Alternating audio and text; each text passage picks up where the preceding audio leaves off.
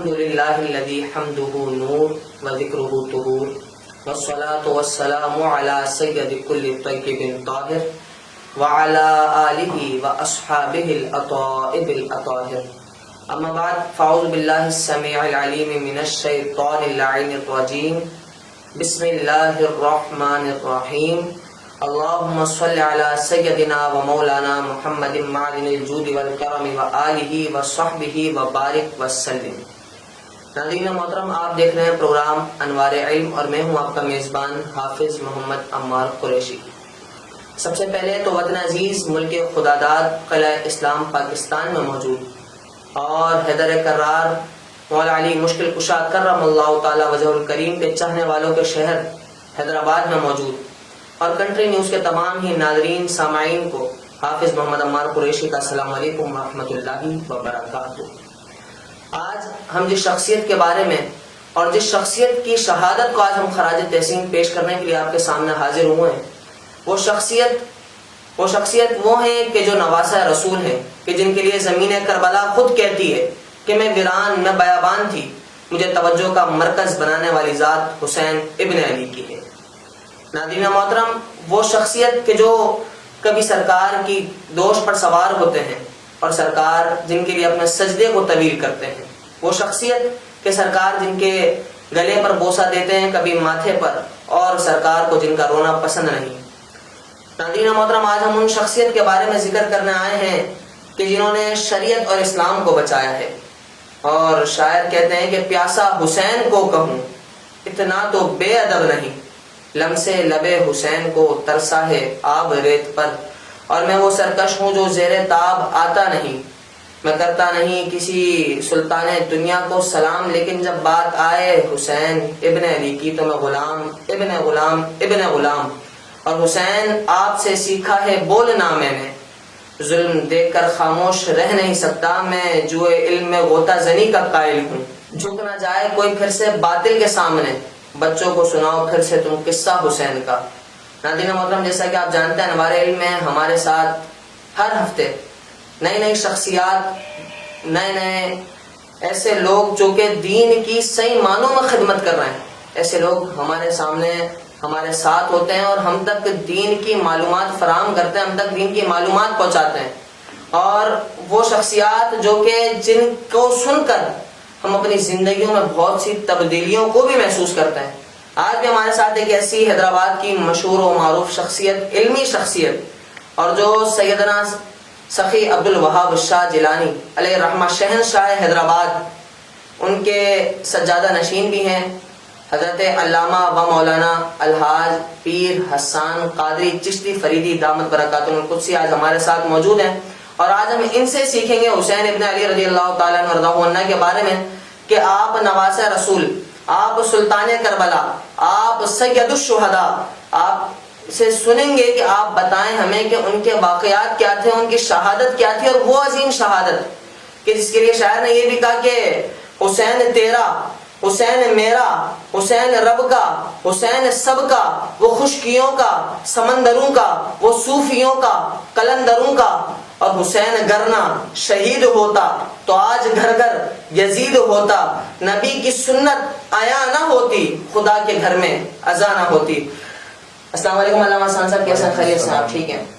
حضور آپ کا بہت بہت شکریہ، آپ نے ہمیں وقت عطا کیا اور آپ جیسی شخصیات بھی ہیں جن کے وسادت سے اور جن کے توسط سے یہ دین کی معلومات ہم کنٹری نیوز کے اپنے چینل کے ناظرین کو دکھاتے ہیں، سناتے ہیں، اور وہ اس وجہ سے ہی اپنی زندگیوں میں تبدیلیاں محسوس کرتے ہیں، شخصیات دین کے بارے میں جانتے ہیں، سیکھتے ہیں، اور جو شخصیات دین کے بارے میں وہ معلومات رکھتے ہیں وہ دوسروں تک بھی پہنچاتے ہیں.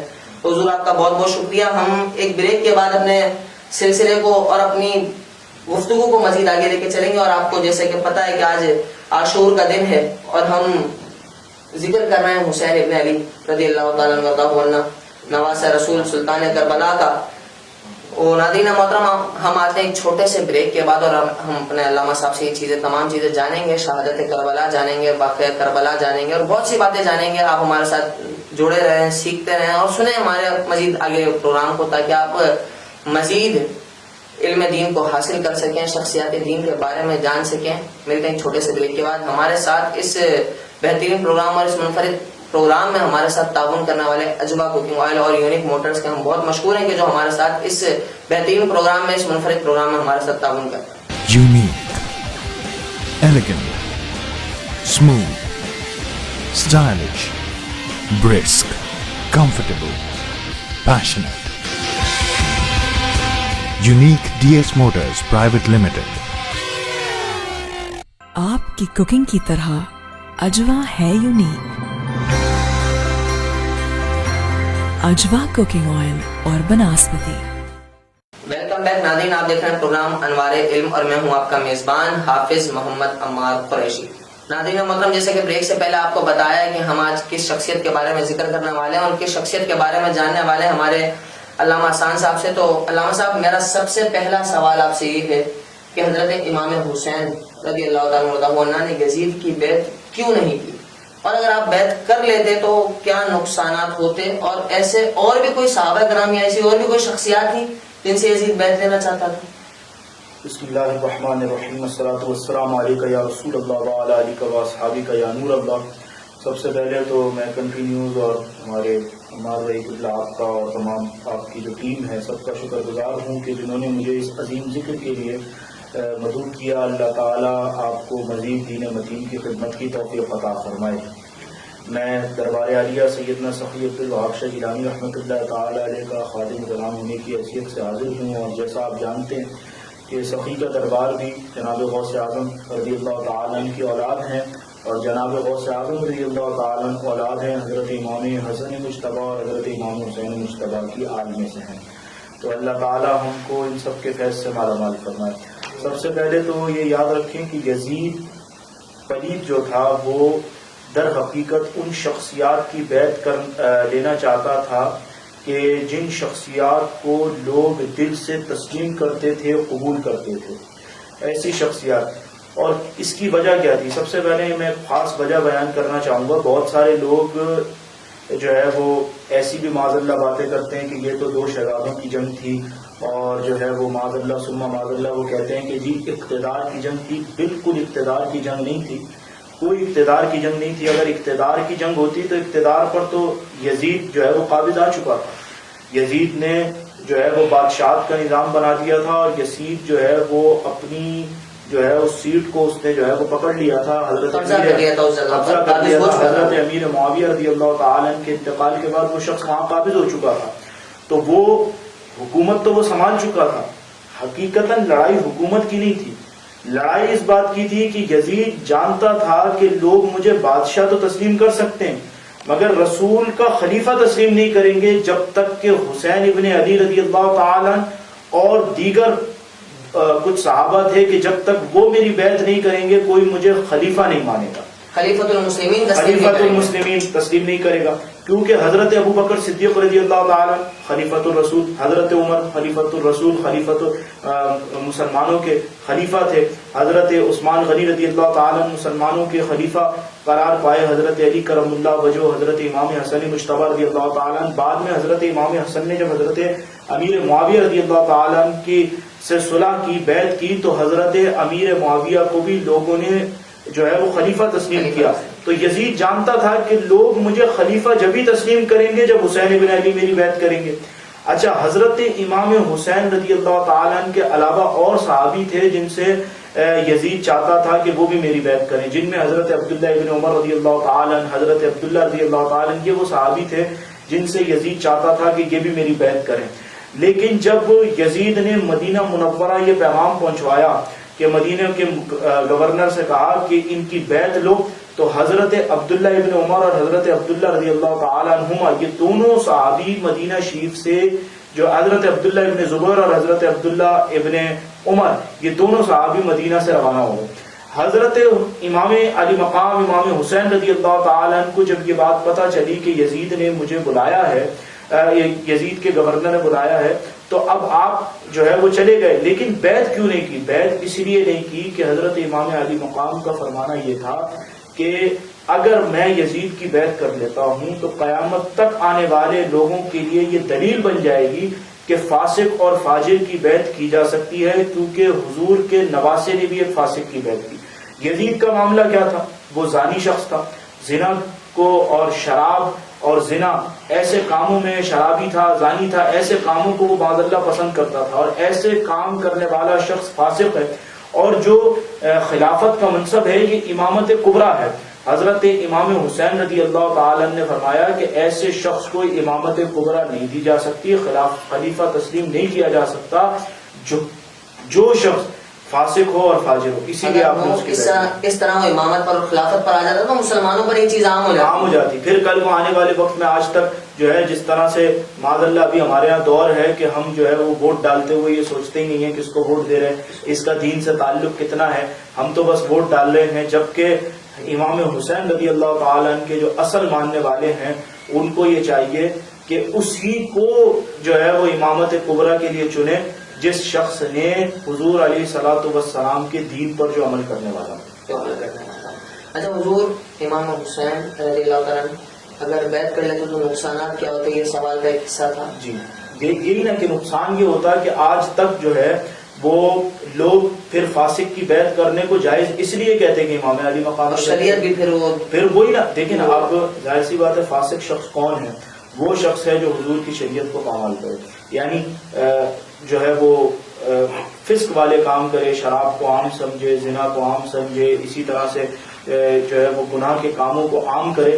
تو اگر جو شخص ایسے کام کرنے والا ہے جو گناہ کے کاموں کو عام کرتا ہے، امام علی مقام نے ایسے شخص کو اپنی امامت کبریٰ کے لیے چننے سے انکار کر دیا تاکہ لوگ قیامت تک پھر اس بات کو دلیل بنائیں کہ امام علی مقام کی سنت یہ ہے کہ خلیفہ اسے تسلیم کیا جائے گا جو حضور کی شریعت پر چلتا ہو، حضور کا وفادار. اور ووٹ دیتے ہوئے جیسے علامہ صاحب نے کہا ہمیں اس چیز کا خیال کرنا چاہیے کہ کون مصطفیٰ کریم کا غلام ہے اور مصطفیٰ کریم کا عاشق ہے اور مصطفیٰ کریم کے دین پر چلنے والا اپنا ووٹ اسی کو دیں.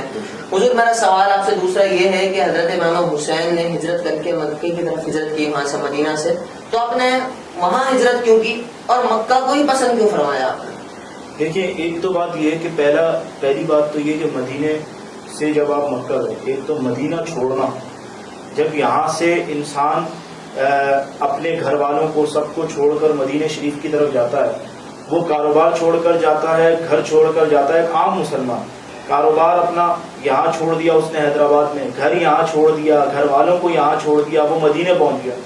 8 دن 10 دن مدینے رہنے کے بعد جب اسے کہا جاتا ہے جی اب آپ کی واپسی کی فلائٹ ہے، تو جبکہ گھر والے بھی یہاں پر ہیں، کاروبار بھی یہاں پر ہے، پھر بھی وہ مدینے سے نہیں آ پاتا، روتا رہتا ہے کہ میں کس طرح سے واپس جاؤں گا، اور روتے ہوئے واپس آتا ہے کہ میں حضور کو چھوڑ کر کیسے جاؤں. جی کے مرتے ہیں وہ جاتے ہیں مدینہ چھوڑ کر. کیا بات ہے. تو اب وہ حضرت امام علی مقام رضی اللہ تعالیٰ عنہ جس وقت مدینہ شریف میں موجود تھے، یزید نے یہ پیغام بھجوایا کہ امام حسین سے بیعت لی جائے. یہ پیغام لے کر کون آیا؟ مدینے کے گورنر کے پاس یزید نے پیغام بھجوایا. اس وقت مدینے کے گورنر نے امام علی مقام کو اپنے پاس بلایا. امام علی مقام نے اپنے کچھ ساتھیوں کو لیا اور گورنر کے جو ہے وہ آفس میں پہنچے یا اس کے گھر میں پہنچے. تو آپ نے اپنے ساتھیوں سے کہا کہ اگر تمہیں لگے کہ وہ لوگ کوئی ظلم اور زیادتی کر رہے ہیں تو پھر تم لوگ اندر آ جانا. بہرحال امام علی مقام جب اندر پہنچے تو مدینے کے گورنر نے کہا کہ یزید آپ سے بیعت لینا چاہتا ہے. حضرت امام حسین رضی اللہ تعالیٰ نے جیسے میں نے پہلے کہا کہ آپ نے فرما دیا میں فاسق کی بیعت نہیں کروں گا، بیعت سے منع کر دیا. اس وقت وہاں ایک شخص موجود تھا گورنر کے آفس میں یا اس کے گھر میں جس کا نام تھا مروان. یہ بہت خبیث انسان تھا اور اہل بیت سے بہت زیادہ بغض رکھا کرتا تھا. اس مروان نے اسی وقت مدینے کے گورنر سے یہ کہا کہ امام علی مقام کو یہی معاذ اللہ شہید کر دو. امام علی مقام کے کان میں جب اس کی آواز آئی تو آپ نے اپنی تلوار نکالی اور آپ نے تلوار لہراتے ہوئے فرمایا انا حسین ابن علی ابن ابی طالب، میں حسین ہوں علی کا بیٹا، وہ علی جو ابی طالب کے بیٹے ہیں. جب آپ نے یہ ارشاد فرمایا تو سب کے اوپر سبتا طاری ہو گیا اور سب پر خوف طاری ہو گیا حضرت امام حسین کی تلوار کا. حضرت امام حسین رضی اللہ تعالیٰ عنہ باہر آ گئے.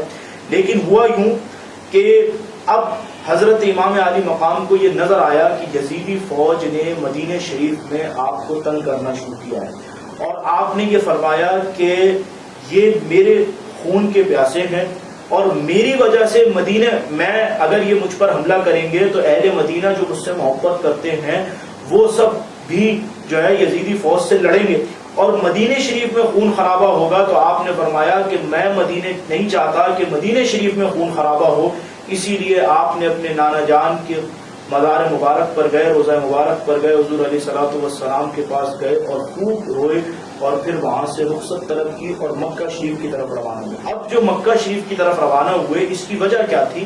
وجہ یہ تھی کہ آپ نے فرمایا کہ مکہ شریف وہ شہر ہے جس کو اللہ نے امن کا شہر بنایا ہے، یہاں فسادات لڑائی جھگڑے سے اللہ نے اسے محفوظ رکھا ہے، یہ امن والوں کا یہ امن کا شہر ہے، یہاں امن قائم رہے گا، اسی لیے آپ نے مدینہ شریف سے مکہ شریف رخصت جو ہے وہ روانہ ہو گئے۔ اور اس کی دوسری نیت یہ تھی کہ مکہ میں اللہ کا گھر ہے، میں مکے جاؤں گا، ساری زندگی مکے میں رہوں گا اور مکے میں اللہ کے گھر میں اللہ کی عبادت میں اپنی زندگی گزاروں گا۔ یعنی مدینہ شریف سے ہجرت کرنے کی وجہ یہ تھی کہ وہاں پر روضہ رسول پر اور مدینہ منورہ میں آپ کسی طریقے کا فساد جنگ نہیں چاہتے تھے، اور مکہ میں ہجرت کرنے کی وجہ یہ تھی کہ وہ ایک امن کا شہر ہے اور دوسری وہ اللہ کا گھر ہے۔ ناظرین محترم، آتے ہیں ایک چھوٹے سے بریک کے بعد، ہمارے ساتھ جڑے رہے تاکہ مزید آگے واقعہ کربلا کو ہم جان سکیں، سیکھ سکیں، سن سکیں اور اس معلومات کو آگے بھی فراہم کر سکیں۔ ہم ہمارے ساتھ جو تعاون کرتے ہیں اجوا کوکنگ آئل اور یونیک موٹرز، ان کے بہت مشکور ہیں کہ جنہوں نے اس بہترین پروگرام کے لیے ہمارے ساتھ تعاون کیا، شکریہ۔ Unique, elegant, smooth, stylish, brisk, comfortable, passionate. Unique DS Motors Private Limited. آپ کی کوکنگ کی طرح اجوا ہے یونیک۔ اجوا کوکنگ آئل اور بناسپتی۔ ویلکم بیک ناظرین، آپ دیکھ رہے ہیں پروگرام انوار علم اور میں ہوں آپ کا میزبان حافظ محمد عمار قریشی۔ ناظرین محترم، جانے سے پہلے ہم نے سنا کہ امام حسین علیہ السلام نے مدینے سے مکہ کیوں ہجرت کی اور کیا وجہ بنی تھی اور آپ نے مکہ کو ہی پسند کیوں فرمایا۔ اب ہم ہمارے علامہ صاحب سے یہ جاننا چاہتے ہیں، علامہ صاحب ہمیں بتائیں کہ امام حسین رضی اللہ تعالیٰ عنہ نے مکہ سے آگے پہلے خود سفر کیا یا کسی کو بھیجا تھا، اور جب آپ نے مکہ کو ہی انتخاب کیا تھا، منتخب کیا تھا، پسند فرمایا، تو پھر آگے سفر کیوں کیا آپ نے؟ بسم اللہ الرحمن الرحیم، والصلاۃ والسلام علیک یا رسول اللہ۔ دیکھیں، پہلے تو بات یہ کہ حضرت امام حسین رضی اللہ تعالیٰ امام علی مقام رضی اللہ تعالیٰ جب مکہ مکرمہ پہنچے تو وہاں آپ کا شاندار استقبال ہوا، وہاں پر لوگ آپ کی خدمت میں حاضر رہتے اور بہت ماشاء اللہ وہاں آپ سے محبت کرنے والے لوگ موجود تھے اور اب بھی ہیں اور ہمیشہ رہیں گے انشاءاللہ۔ بہرحال حضرت امام علی مقام رضی اللہ تعالیٰ جب مکہ پہنچے تو کوفہ والوں نے آپ کو خطوط بھیجے۔ ایک روایت کے مطابق ہے کہ 150 خطوط آئے، ایک کے مطابق ہے 600 خطوط آئے اور ایک روایت کے مطابق ہے کہ 1200 خطوط آئے، لیکن چلیں آپ 150 ہی خطوط مان لیں تو ان 150 خطوط میں بڑے عجیب و غریب مضمون تھے۔ ایک تو یہ تھا کہ وہ اس میں انہوں نے کوفہ والوں نے لکھا کہ ہم یزید کو اپنا خلیفہ تسلیم نہیں کرتے، ہم نے پہلے آپ کے والد مولا علی کو اپنا خلیفہ تسلیم کیا، پھر آپ کے بڑے بھائی حضرت امام حسن مجتبی رضی اللہ تعالیٰ عنہ کو خلیفہ تسلیم کیا، اور اب ہم آپ کو خلیفہ تسلیم کرنا چاہتے ہیں، آپ آئیں اور ہم سے بیعت لیں۔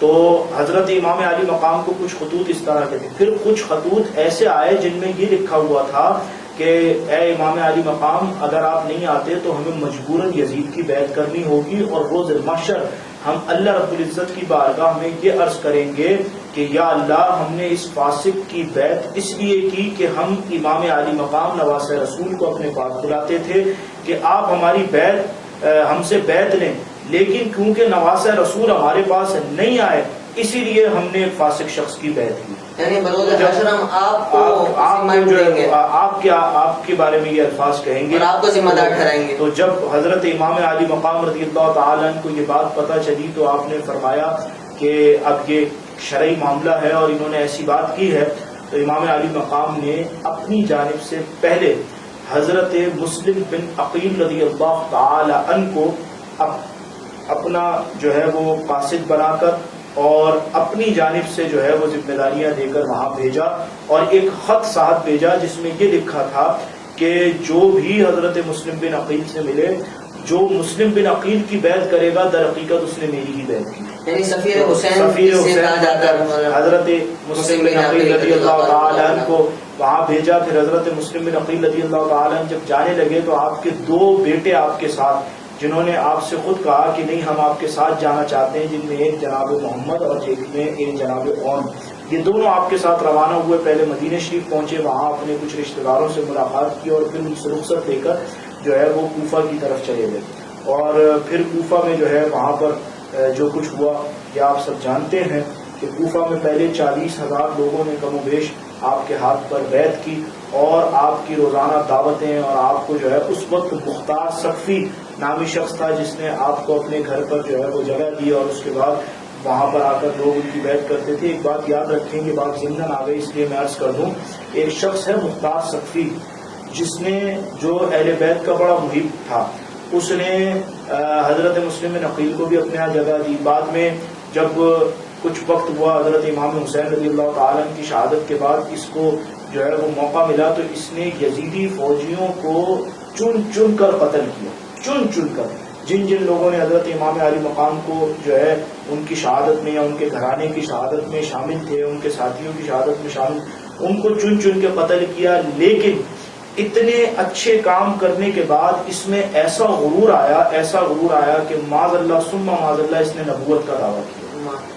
کیونکہ اب اس نے نبوت کا دعویٰ کر دیا تو یہ کافر ہو گیا، مرتد ہو گیا، اس کا کوئی نیک عمل اب اس کے کام نہیں آئے گا. تو یہ اس شخص نے جو ہے وہ اپنے اوپر بہت بڑا ظلم کیا.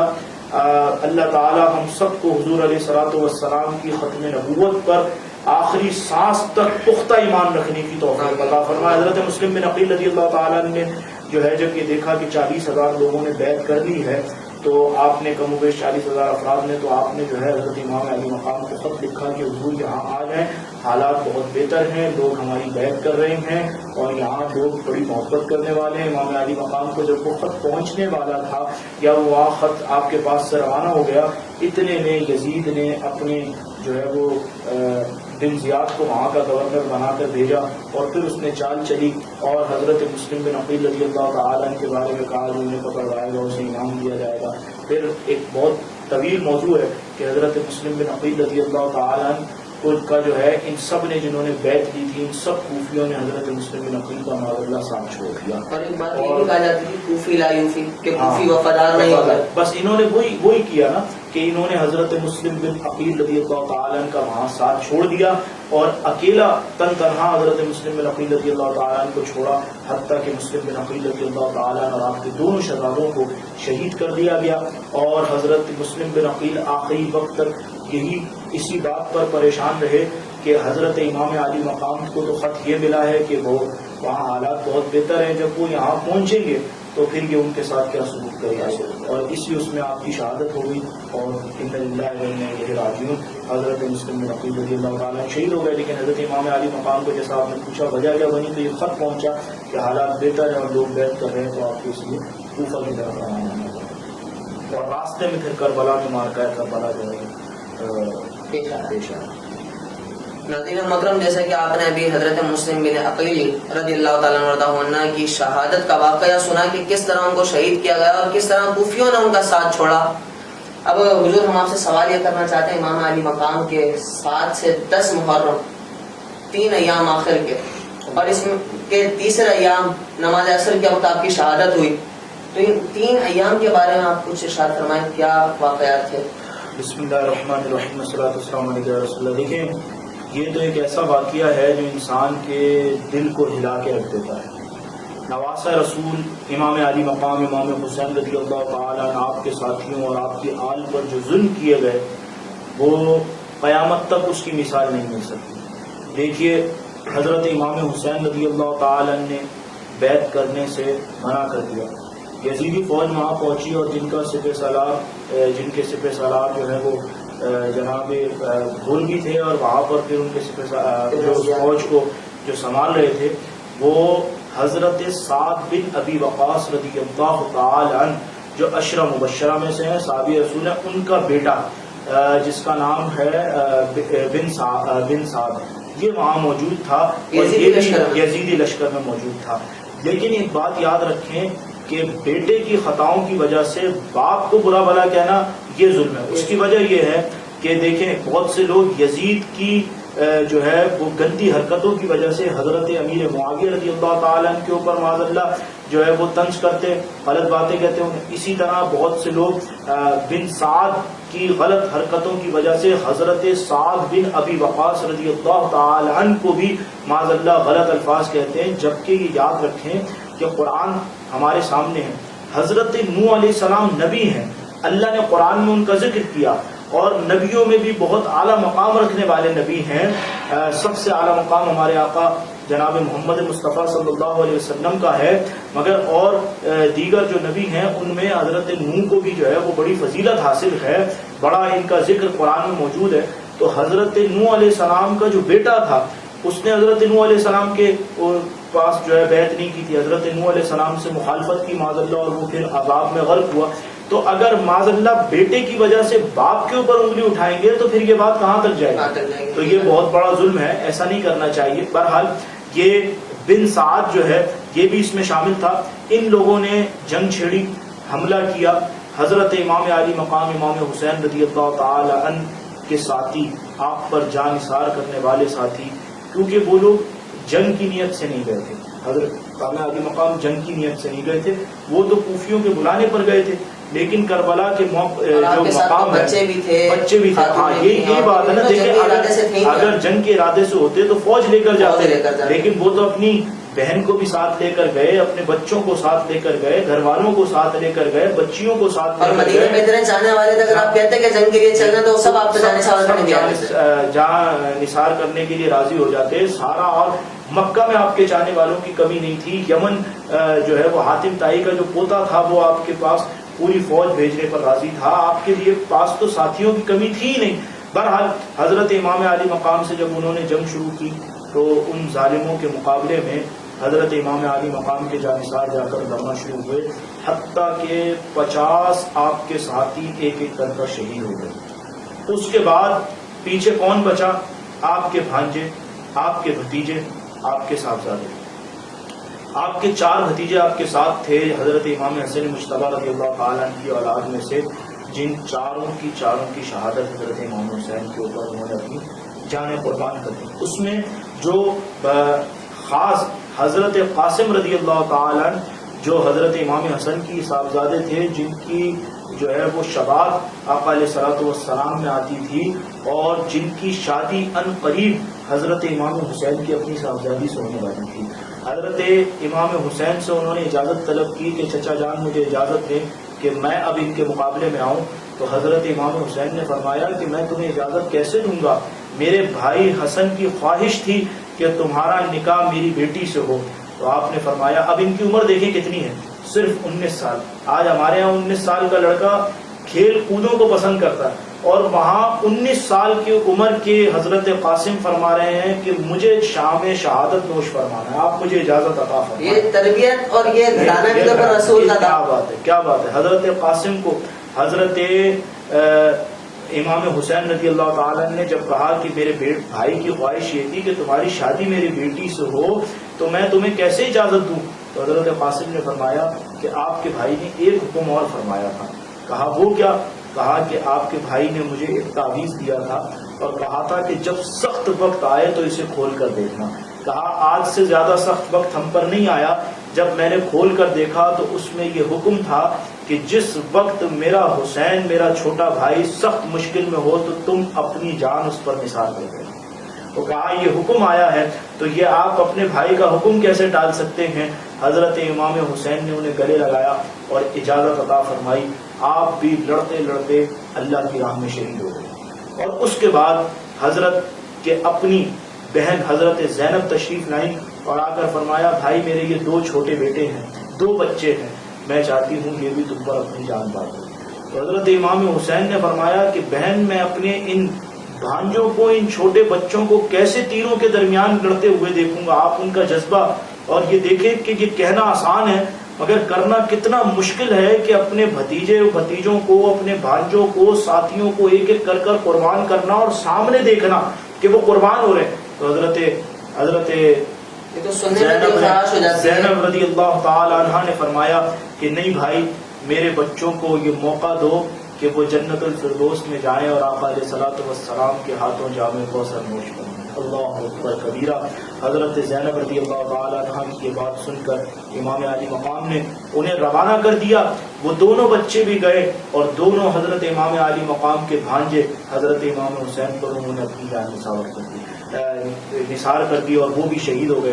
اور پھر حضرت علی اکبر جو حضرت امام علی مقام کے بڑے بیٹے تھے، کیونکہ حضرت امام علی مقام کے 3 بیٹے تھے، تینوں کا نام علی تھا، ایک علی اکبر، ایک علی اوسط، ایک علی اصغر۔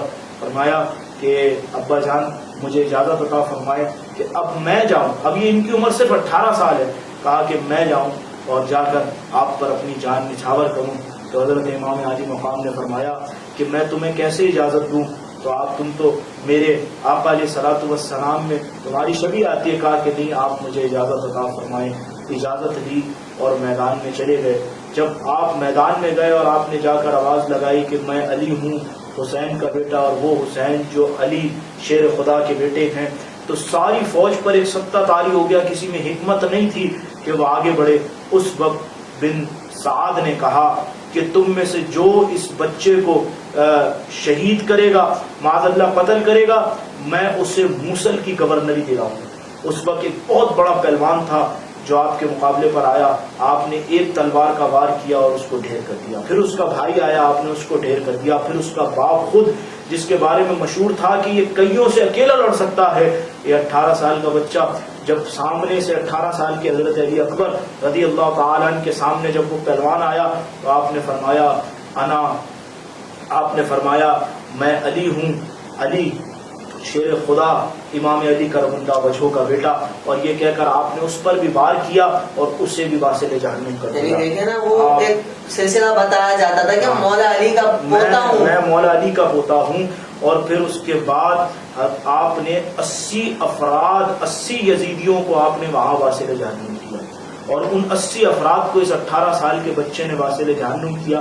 لیکن پہلے جب یہ 2-3 لوگوں کو واصل جہنم کیا تو واپس آ گئے خیمے کی طرف۔ جب واپس آئے تو امام علی مقام نے پوچھا بیٹے واپس آنے کی وجہ کیا ہے؟ تو فرمایا کہ ابا جان مجھے شدت سے پیاس لگ رہی، 3-4 دن پانی بند، کھانا بند، پانی سامنے پینے نہیں دیتے۔ تو حضرت امام علی مقام رضی اللہ تعالیٰ نے فرمایا کہ مجھے آقا علیہ الصلوۃ والسلام اپنی زبان چوساتے تھے، جو زبان میں نے چوسی ہے اس کا اثر بالکل ان کے زبان میں بھی تھا، ان کے جسم میں بھی تھا، ان کے کردار میں بھی تھا۔ آپ نے فرمایا میں نے حضور کی زبان چوسی ہے، تم میری زبان چوس لو، شاید تمہیں تسکین ملے گی۔ امام علی مقام نے اپنی زبان اپنے اس شہزادے کو چسائی، جس سے بے شک انہیں تسکین ملی، اور اس کے بعد آپ وہاں سے نکلے اور آپ نے 80 یزیدیوں کو واصل جہنم کیا۔ اور پھر ایک وقت آیا کہ آپ بھی حضرت امام حسین پر اپنی جان نثار کر دی اور اللہ کی راہ میں شہید ہو گئے۔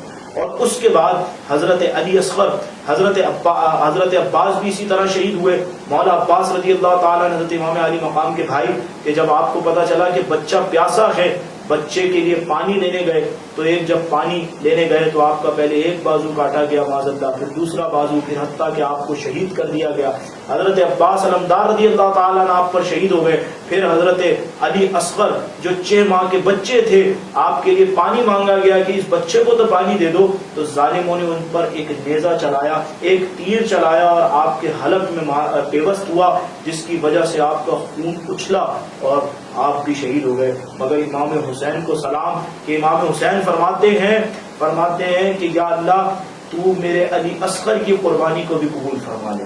اور اس کے بعد اسی جذبے کے ساتھ حضرت امام زین العابدین امام حضرت علی اوسط فرماتے ہیں کہ آپ مجھے بھی اجازت دیں۔ فرمایا کہ نہیں، تمہیں اجازت نہیں دی جا سکتی، تم یہیں رکو، آگے تمہیں عورتوں کو سنبھالنا ہے، بچوں کو سنبھالنا ہے، اور پھر تم سے آگے نسل چلے گی۔ اور میں کہتا ہوں کہ امام حسین رضی اللہ تعالیٰ کا یہ فیصلہ کہ امام زین العابدین کو جو نہیں بھیجا، اس فیصلے کا فیضان ہے، اس فیصلے کا فیضان ہے کہ آج سارے بر صغیر میں اسلام کا نور پھیلا ہوا ہے۔ کیوں؟ اس لیے کہ انہی امام زین العابدین کی اولاد سے اللہ نے خواجہ معین الدین چشتی کو پیدا فرمایا، جن کی نگاہ کرم سے بر صغیر میں کم و بیش 90 لاکھ اسلام قبول کیا۔ پھر امام علی مقام بھی آپ لڑتے ہوئے شہید ہو گئے، اور جس وقت آپ شہید ہو رہے تھے تو سجدے کی طرف گئے اور سجدے میں جا کر فرمایا کہ یا اللہ حسین تیری رضا پر راضی ہے، تو بتا کیا تو بھی حسین سے راضی ہے کہ نہیں؟ اس حالت میں آپ نے شہادت پیش کی، اللہ تعالی ہمیں ان کے فیض سے مالا مال فرمائے۔ ناظرین محترم، جیسا کہ آپ نے یہ واقعہ کربلا سنا اور علامہ صاحب بتا رہے تھے کہ آخری 3 ایام جو تھے امام علی مقام سلطان کربلا سید الشہداء امام حسین رضی اللہ تعالیٰ عنہ کہ وہ کس طرح دل خراش اگر سننے میں دیکھیں اور سنتے ہیں تو دل خون کے آنسو رونا چاہتا ہے کہ کس طرح کا واقعہ، اور امام علی مقام نے اپنی آنکھوں سے اس وقت دیکھا وہ پورا واقعہ۔ آپ اس چیز کو ریئلائز کریں اور پھر اس میں ہمیں پیغام دیا جاتا ہے اور واقعہ کربلا میں بتایا جاتا ہے۔ آج وہ دیکھیں 18 سال کے علی اکبر رضی اللہ تعالیٰ عنہ کی کہانی بتائی گئی۔ آج ہمارا نوجوان طبقہ کہاں ہے؟ آج نوجوان طبقے نے ہر بات کو ایک ٹرینڈ سمجھا ہوا ہے۔ آج ہمارے نوجوان طبقے نے ہر بات کو ایک مذاق سمجھا ہوا ہے، ہر چیز کو صرف وہ فیشن سمجھتے ہیں، جبکہ دین کی طرف اپنے رجحان کو نہیں رکھتے۔ لیکن یہی نوجوان اگر دین کو حاصل کریں اور دین کے لیے نکلے جد و جہد کریں تو یہی نوجوان ہیں کہ جب یہ دین کی جد و جہد کریں گے تو پاکستان بنانے میں بھی نوجوانوں نے کردار ادا کیا تھا اور انشاءاللہ پاکستان کو بچانے میں بھی یہ کردار ادا کریں گے۔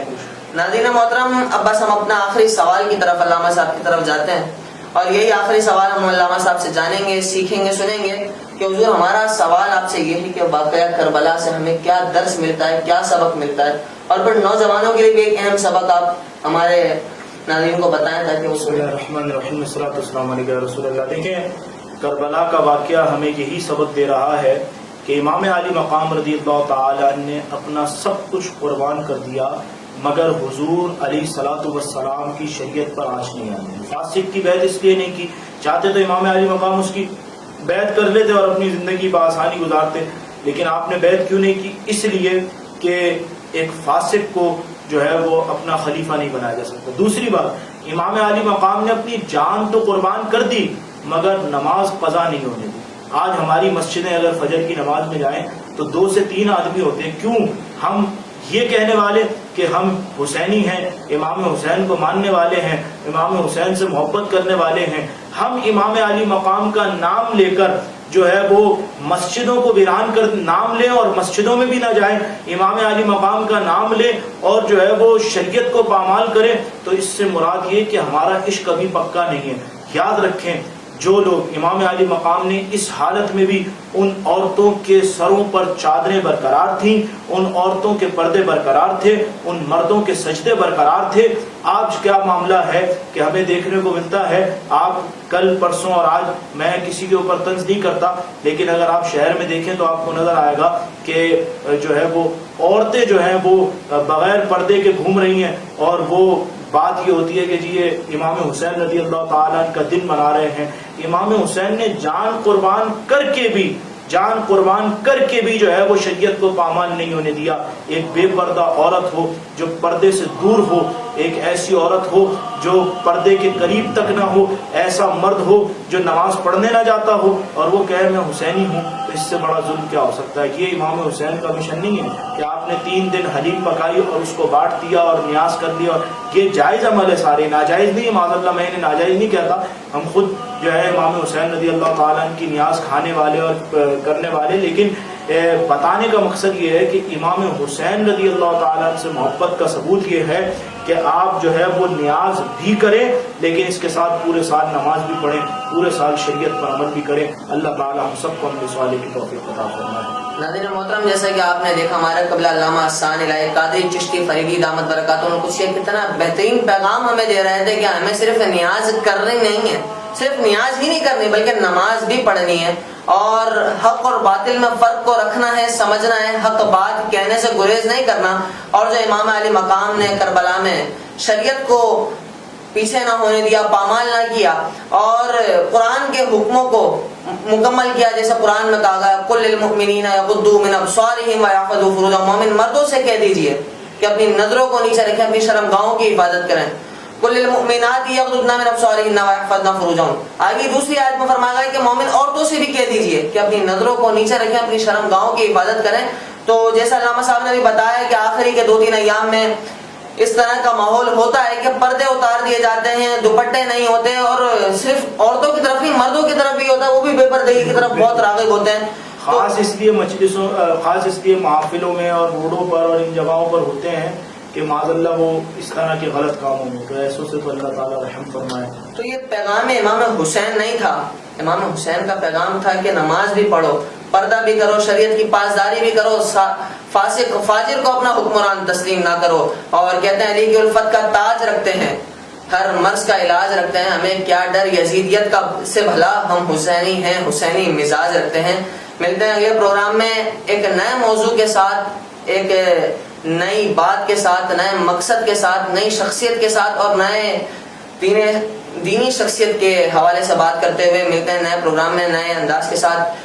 مجھے اپنے ہوسٹ عمار قریشی کو اجازت دیجیے، اور اس پروگرام میں ہمارے ساتھ تعاون کرنے والے اجوا کوکنگ آئل اور یونیک موٹرز کا بہت مشکور ہوں کہ جو ہمارے ساتھ اس بہترین، اس منفرد انداز میں ہمارے ساتھ، منفرد پروگرام میں ہمارے ساتھ تعاون کرتے ہیں. اور کنٹری نیوز کی وساطت سے یہ پروگرام دکھایا جاتا ہے. کنٹری نیوز کی پوری ٹیم جو اس میں کام کرتی ہے اور اس انوار علم کے لیے اور دین کو پہنچانے کے لیے اپنی کوششوں کرتی ہے، میں ان کے لیے بھی دعا گو ہوں. اللہ پاک ان کی بھی تمام ظاہری باطنی پریشانیوں اور بیماریوں کو دور فرمائیں. اور میں اپنے قبلہ علامہ صاحب سے کہوں گا کہ عاشور کا دن ہے اور یہ وہ دن ہے جس میں دعائیں قبول ہوتی ہیں، تو دعا فرمائیں پوری امت کے لیے، پاکستان کے لیے.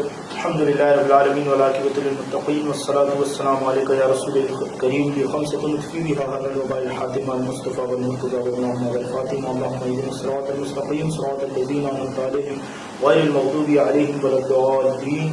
یا اللہ تو ہم سب کو حضرت مولا حسین رضی اللہ تعالیٰ عنہ کے راستے پہ چلنے کی توفیق عطا فرما، شریعت پر عمل کی توفیق عطا فرما، گناہوں سے محفوظ فرما. ہمارے کنٹری نیوز کی تمام ٹیم کو دین متین کی مزید خدمت کی توفیق عطا فرما، تمام نیک جائز حاجات پوری فرما. جو لوگ سن رہے ہیں یا اللہ کریم تمام ایمان والوں کے صحیح عقیدہ لوگوں کے صحیح عقیدہ ایمان میں بے حساب برکتیں عطا فرما.